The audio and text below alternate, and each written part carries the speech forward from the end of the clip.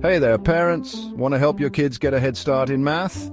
Today I'm going to show you how to introduce them to the abacus. It's super fun and easier than you think. First things first, what is an abacus? It's an ancient tool used for counting and calculations. Imagine it as a simple calculator, but way cooler. So let's dive in and take a look at the abacus. You'll see it's made of a frame with rows of beads. These beads move up and down on rods. Pretty neat, right?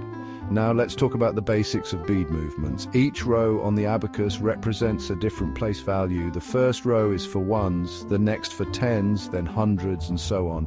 To start, have your child move one bead up in the first row. That's one. Move another bead up. Now you have two. Easy peasy, right?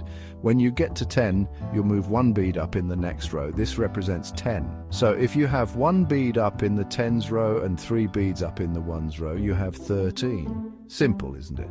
Let's practice a bit. Ask your child to show you the number 15. They'll move one bead up in the tens row and 5 beads up in the ones row. Great job. As they get more comfortable, you can introduce addition and subtraction. For example, to add 2 plus 3, move 2 beads up, then 3 more. Count the total beads, that's 5. Remember, practice makes perfect. Spend a few minutes each day playing with the abacus and soon your child will be a math whiz. All right, that's it for today, folks.